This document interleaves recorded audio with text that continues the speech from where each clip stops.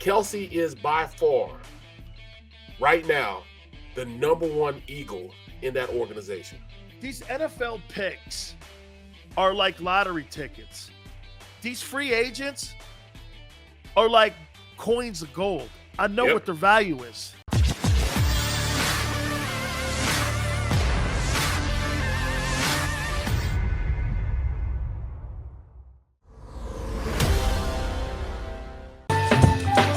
Welcome back to the middle. Dick Skills in for Harry Mays, Barrett Brooks. We're going over the top 30 NFL free agents. There's some news coming around the corner here on Aaron Rodgers in Green Bay. He hasn't made a decision yet whether or not he's going to play in 2022, but it looks like the Packers are going to offer Aaron Rodgers a short-term contract. Get this, Barrett, $100 million over 2 years. $50 million a year. They said that's what he wanted. Well, why wouldn't you, though? As the Packers understand, you can't find a guy like him just walking around the street. Would we agree that he is the most talented player to play that position, to ever really play the position? I'm not saying he's the best quarterback, okay? I'm talking Brady's more accomplished and Peyton Manning, and I get that. But when you talk about a guy who throws the ball 44 touchdowns to 3 interceptions, and he does – Barrett, I said this to you a couple weeks ago. This guy's got over 450 touchdowns, and he hasn't thrown 100 picks in his 17-year career. That's absolutely crazy. His arm talent is unbelievable. What he sees and how he's able to diagnose and where he puts the ball, in Davante Adams' hands, people don't understand how good he is. Like, the windows that he throws at are like this big. And as a receiver, you got to be ready, because he's going to put it on you, and he's going to put it in the area that you need to be and keep you in stride for you to make a great catch. His chemistry with Davante Adams, it's so tough on a wide receiver, on the defensive back, to cover a guy like Davante Adams when you have a quarterback back there that is reading things simultaneously as the receiver sees. He sees what the receiver is seeing, so he's able to throw a guy open by back shoulder throws, maybe leading them, bringing them back, toward, on the route, making them come back for the route, maybe underthrowing in situation. His situational football prowess is unbelievable, man, on how he gets the ball, where he gets it, and, allowing his guys to not only catch it, but be great after they catch it. Giving them to keep running. His touch is crazy. The touch is insane, the way he throws over. If he has to throw a big pass down the field, he just knows when to use his arm. Yep. And a lot of players just don't. All right, we're going over the top 30 NFL free agents. And in the last hour, Davante Adams, number 1, Teron Armstead, number 2, Chris Godwin, number 3, Von Miller, number 4, Chandler Jones, number 5, J.C. Jackson, number 6, Marcus Williams, safety, Saints, number 7, Mike Williams, receiver, Chargers, 9 was Allen Robinson, Bears wideout, number 9, number 10 was Orlando Brown, tackle, Chiefs. Here's number 11 for you, Barrett. And Jesse Bates, another guy, safety, Bengals. Another position. We're starting to get down now to where feasibly, financially, and there's a need. And we're now talking about a player who's in his late 20s that, just like the Darius Slay, when they got him from Detroit, he's kind of in that conversation there. So Jesse Bates, Bengals, just got off a Super Bowl run too. He's interesting because he still hasn't played up to the talent that he really has. He's still learning the game, and he got a full indoctrination into how good he could be this year. This year, he turned the corner on, okay, he's one of the better safeties in the league. He realized that now it's time for him to start playing up to the potential that, the buyers that are going to come buy him as a contract will now see that they're getting bang for the buck. Right now, he's one of those guys, you'll get bang for the buck. If you pay him off what you saw this year, you're going to get a deal, because he's going to be even better next year, because now he understands what type of player he could be and going to play up to those expectations. That's the way I look at Jesse Bates. That's what I see in him as far as what they do going forward. This is interesting here, this number 12 top rated NFL free agent, because it kind of collides with what's going on in the Philadelphia offensive line now. Let's say Jason Kelce calls it a career. Number 12 is Ryan Jensen, All-Pro and Pro Bowl center for the Buccaneers. The stream will tell you. That's one of my favorite players to watch. One of my favorite players is Ryan Jensen. The only reason why he's on this list right now that you just comprised is because of his quarterback retired. If his quarterback did not retire, if Tom Brady was still there, he would have an extension right now as we speak. If Tom said, I'm playing one more year, Ryan would have gotten an extension over the next 4 or 5 years. He would have given him hometown cooking and let him wanted to come back? No question about it. He would have made sure that he gave him everything that he wanted as far as, put him in a position to get a long-term, big-time – because he's one of the best centers in the league. And I'm not talking about guys that can pull, most athletic. I'm not talking about athletic. I'm talking about one of the best centers in the league because he understands what it is to be an offensive lineman. Down, dirty, unsung hero. You got to, kick ass every single play. He's going to finish every single play. You're not hitting his quarterback because he's going to fight you. He might kill you. He might kill the guy that he's going against to keep his quarterback from getting hit. I mean, that's the type of dude he is, bro. I love the way he plays. How about this? What do you think is the most important position in the offensive line as a group, center or left tackle? That's tough because it really depends on. Because your center, to everyone out there, the center usually makes all the line calls if it's odd or even. Yep. 34-43, audibles too, checks and all that stuff. He's like your quarterback in your old line for all you dudes on setting protection, slide, scoop, all that stuff. He tells the quarterback what, he tells the offensive line what the call is, what they're sliding to. He tells the running backs who they block. He tells the quarterback who's the hot man, who he's responsible for. If he comes, he got to throw the ball away. He sets the protection for the offensive line, letting them know whether it's sliding, whether they're man, all of that the center has to do. If you don't have that position, in my opinion, the lines that I've watched and played against, when you don't have that center position covered, you don't really have a solid old line. I mean, Left tackles get paid the most. I understand that. But that position, Barrett, every time – I mean, the Eagles have one of the most dominant offensive lines. And to me, it's not because of Jordan Mailata. It's because Jason Kelce has been a staple in that line. And when you have somebody in there, Stepnoski, Bruce Matthews, or when you have some of those guys that are in that position where you got a really great center, man, that just puts that whole unit together. And to me, I get the left tackle, blindside quarterback. I get the whole thing. But to me, man, that center position to me has to be solidified if I'm going to consider myself a good unit. And it's different here in Philly because he's the spark. He's the cog that gets not just the offensive line, not just the offensive side of the ball, not just the defense, but the whole unit as front office. People drafted. He sets the tone for the entire state of who the Eagles are. His Jensen speed, got that makeup too, though? Same thing. Same exact thing. But he does it without speaking. You know what I'm saying? He's a quiet version. Kelce, when he talks, people listen. Kelce is by far, right now, the number one Eagle in that organization.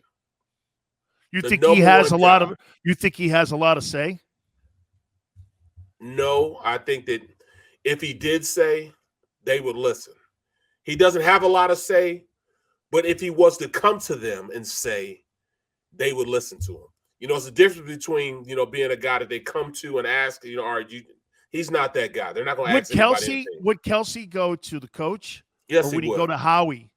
Both. He would go to the owner. Because he wants to respect the coach because he wants to keep everybody in the loop. Because some guys, look, in Dallas, and I ask you that, it sounds like a normal question. It sounds like a stupid question. In Dallas, I'm not going to the head coach. I'm going Right. to Jerry. Right? And I think that's always been the disconnect in Dallas. Yep. Has always been that. All right. So number 13, and believe me, when I saw this name, I was like, man, I don't know. Jadeveon Clowney, edge, Browns. I mean, I can't see after that shot on Wentz. I don't know. I don't know if they would look at something like that. He's not going to get snowball's chance in hell. Let's roll off that guy. Here's your guy. Here's a guy you like at 14. What about Randy Gregory, edge, Cowboys? Perfect fit. The only thing with him is the off-season stuff. Off the field stuff, not off-season, but off the field stuff. Can he decision making? Yeah. Can he keep his nose clean? Can he be literally? The model? Yeah, right. Can he be the model player off the field? Because he's everything you want on the field. He's going to be a high-ticket, big-dollar guy. He's probably going to make right around $13 million a year. If he plays this right, he's probably going to get like $13-14 million a year.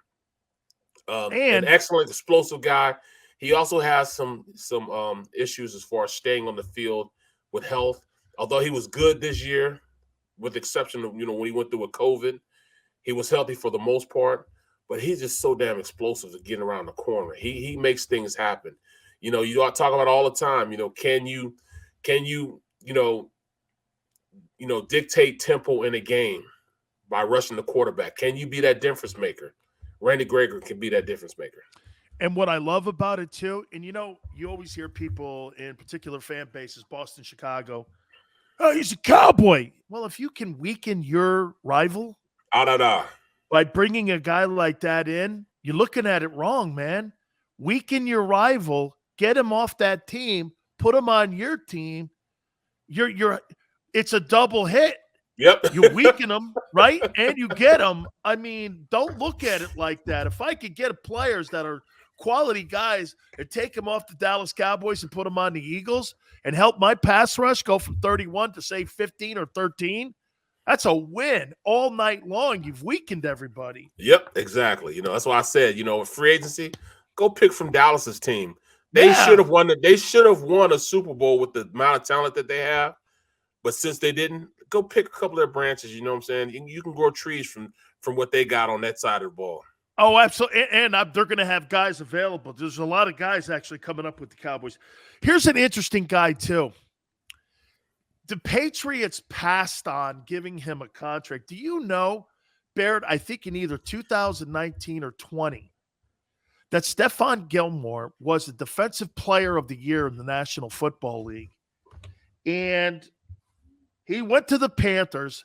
Their front got banged up. Their linebacking core after Kuechly retired was never the same. And they got out to that 3-1 start, and everything just fell apart, especially McCaffrey gets injured. The defense was on the field a lot. Stephon Gilmore was the Defensive Player of the Year like 4 years ago. He's like in his early 30s. I mean, I don't know, cornerback. You put Stephon Gilmore on the other side of Darius Slay, you could play that soft-ass coverage then if you got them two dudes back there. You know what I'm saying? I mean, if you're going to play the kind of scheme that Jonathan Gannon wants to play, you need talented corners. Yep. Guys that can play in front of you. Yep. What do you make of him? I think that he's a zone corner, kind of like Asante Samuel. So, I mean, he's going to guess a lot. He guesses right for the most part. He can run with the receivers, but I think he's more so a guy that you can leave him over there and not worry about him. No matter what you're doing, he can play within the system.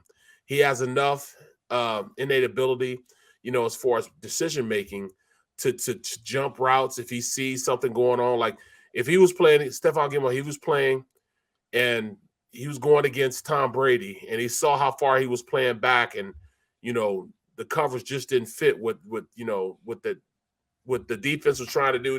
Didn't fit what the offense is trying to combat against them. He would make that adjustment on his own and go to. And you need corners like that. I wish Slay would have done the same thing. You see that you're playing too far off, and you've been coached to do that. Sometimes you got to say, all right, I got to be a player. The coach is not out here. That's trust, though, too. You absolutely. I think he's done enough in the league that he can do that. Oh, he's built equity up where, if like you said, now man, I got to move up on this because I think it's an in route. I'm not going to play back 4 extra yards. I'm going to kind of, or how about this? He sees something in the O line, or he sees something in the backfield. He may cheat the hash and slide over to the hash. It's not exactly the defense that's called. I think that's a little bit on what Dan Quinn did in Dallas this past year that he allowed Diggs to do. That's exactly what he let him do. Hey, if you see something in the backfield, or you see something in sets or in the O-line or in splits, cheat over a little bit, man. It's all good. Just make sure you're communicating with the safety so that he got deep third and he knows to get your ass if you're going to do it. It's all that communicating back there, like you said, because, I mean, Barrett, keys are they? I mean, people think you follow the ball. You follow your keys and you're looking. Look at the line splits. Is it Brown? Is it strong side? Is it weak side backfield sets? Is it going to be no backs, which means, okay, I'm going to maybe get back a little deeper. I'm going to go deep third a little bit. A lot of that plays into it, but that comes with experience, doesn't it? Keys take you to the ball. The ball never takes you where it's really going. I've never seen that. Love that. One of my favorite lines. Okay. Number 16. You tell me who this guy is here. Brandon Scherff, guard, Washington. Really what kind good of player? Guard. Really good guard, physical player, was a first-round draft choice. I'm really not understanding why they're letting Brandon Scherff walk like that. He's been their top offensive lineman since Williams left, since Trent Williams left. In fact, they were the best, he was the best guard that they've had in a long time. He's consistent, dealing with a little bit of health issues the past couple of years, but when he's in there, rock solid. Definitely somebody that I don't think the Eagles need him because they have younger guys to replace him, but he's a reliable guy. Cincinnati, perfect for Cincinnati, perfect. He is a dominant force in the run game. He is a, good, really, really good pass blocker. He's another one of those guys, you just plug him and play. You won't have to worry about him. Wherever he's at, that position on the offensive line is done. You don't have to worry about it anymore. Call what you want to call. He'll be set. Number 17, this is an interesting one because, again, this is now starting to fall in line now with what's going on in Kansas City with Patrick Mahomes' contract. But Honey Badger, Tyrann Mathieu, safety, Chiefs. Kansas City's not going to be able to afford him. Nope. Restructuring of the contract is going to have to come down Patrick Mahomes. You're paying Chris Jones $22 million this coming season. You got numerous dudes that you have to re-sign. Kelsey and Hill's deals are starting to come up, and they're going to address those deals. You've got to go back in the O-line again because, like I said, I think you and I both agree. Orlando Brown, I don't know. Okay? In that line, they need to continually improve that offensive line. You're paying a guy $500 million. I'm not going to have a $2 O-line. Right. I've got to pay top dollar for these dudes to come into Kansas City. Would this be somebody? Can you imagine? Get this. Can you imagine having Tyrann Mathieu, the Honey Badger, Darius Slay? You end up getting this kid that I said, this Devin Lloyd. You get him in the draft, and you got the Honey Badger back there. I mean, you're starting to sound like a defense to me a little bit. No. It sounds like a defense a lot. The only thing about him, there's two things you got to worry about when it comes to Honey Badger. Number one, he's not the biggest guy in the world, and he plays physical. So sometimes, he's going to miss games. Yeah, his body's going to, not be up to par with the physicality that he plays with. So he's going to get hurt a little bit. But when he's out there, he's out there. Number two, he's so instinctive. Watches a lot of film, prepares for games, which allows him the autonomy to really jump things and read things that may not be there, but he's going to try to will it to make it happen. And 9 times out of 10, he's going to guess right. But sometimes you get caught peeking in the backfield or doing something crazy, and it may look like a bonehead excuse, but he was reading a tendency as opposed to just reading the play. So you're going to get caught every once in a while, with his pants down. But 9 times out of 10, he's going to make that play that he was so he's initially like Junior going to Seau. get. Junior Seau read tendencies All the time. Wasn't technique. Rodney Harrison used to tell me all the time that Junior Seau, man, just read tendencies, and he would break a defensive system down or a scheme down. And here's what made him so great. He'd get completely blocked. He's completely out of the play, run 25 yards and make the play and make it all up. And everyone's like, well, crap, I got to sit here and I got to tolerate it. But he would break that down, and it's frustrating when you got a guy like that sometimes. Well, that's all sometimes. I was talking to Rodney too. Rodney said one time he's got center field, and on the play, Junior saw something that nobody else saw. So he'd be like this. He waved back, hey, so at the point, he's the point of attack. He's like, no, bro, you got this gap over here. Where are you going? And he said, oh, no, you know what I'm saying? So now Rodney has to come down and play that gap and play in the middle of the field. And there goes Junior, runs the gap instead of sitting back. And he may run into a gap that somebody else has the gap, but he might 9 times out of 10, he'll go make the play. But sometimes he ran into a gap he wasn't supposed to be there and leaves a wide open hole that the running back's about to run through. And who has to, cover for him? Rodney Harris. So that's what happens sometimes. Same thing make you laugh, make you cry. That's right. That's the only way you say it. That's right. Here's number 18. I think this guy's going to get a lot of run. Carlton Davis, cornerback, Buccaneers, could be somebody that the Eagles look at here because he's in the 18 hole. I think there's going to be a big market for him. He's had tremendous success the last 2 years. Played in the Todd Bowles system. Put Carlton Davis on the other side of Slay. How's that sound? A really consistent player too, man. He grew a little bit this year. Became, pretty good for him. He's going to command a little money though. Okay. I don't know if they'll necessarily. Would you take a gamble in the draft? Or would you go at a guy like this that's had NFL? See, to me, Barrett, I think it's a no-brainer. Dude, I know this. Wait, to me, these NFL picks are like lottery tickets. These free agents are like coins of gold. I know what their value is. Yep. Okay, and to me, do you want to take a gamble on lottery tickets? Or do you want a handful of gold? Yep. You know what the value is and what you're getting. That's it. You know what you're getting. You know what you ask him to do, he's going to do it. You know what the results could be, more concretely in NFL type of situation, as opposed to college, where he's playing against guys that probably he's better than, so, he's not using all his capabilities while he's doing it. But it's almost like, it's almost like Christmas. You open up a gift, you don't know what the hell it is, and it might be exactly what you wanted, and it'd be the best thing since sliced bread. That's what you get with, sometimes with draft picks. But if you have a gift that you told everybody this is what you want, and you get that gift, sometimes you're happier with that gift you already knew you were going to get, as opposed to the gift that you may surprise you. But like we said, same thing, make you laugh, make you cry. That's right. But I'll tell you what, the handful of gold is safer. Right. I'm building my team too.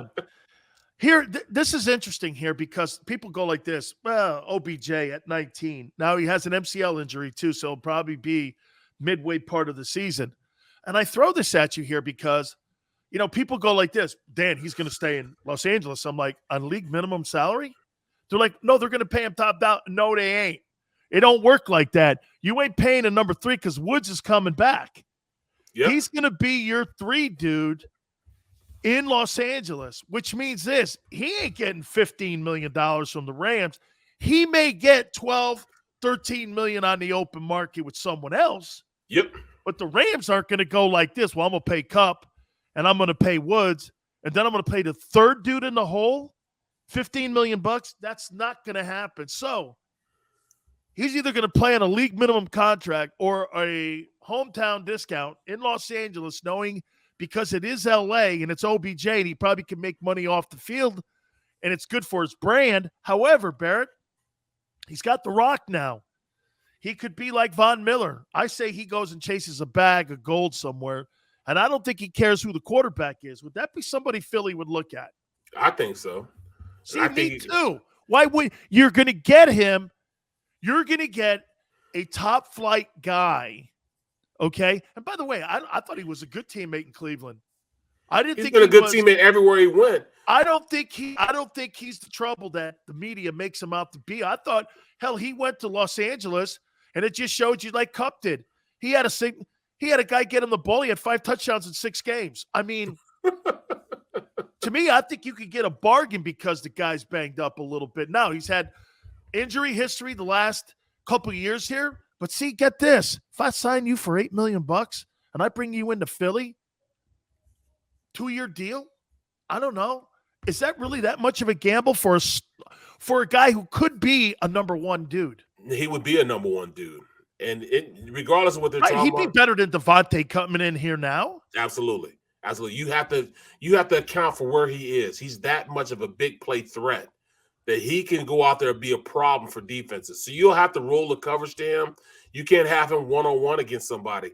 He's still dynamic as a route runner and a guy that can open up your offense if you bring him in. Then that takes a lot of the strain off Smith. It allows Smith now to go out there and play a lot more free and calm and collected because he didn't have to worry about being that number 1 guy in the offense. I want to make sure that we get to these next 10 guys. So let's take a time out here because these next 10 guys, I think you're going to like pretty much 80% of these guys. And, again, draft choices, lottery tickets versus a pot of gold. I don't know here, man. So let's do this. We'll take a time out. Back in 3. Barrett Brooks, Dan Sileo in for Harry Mace. Keep it.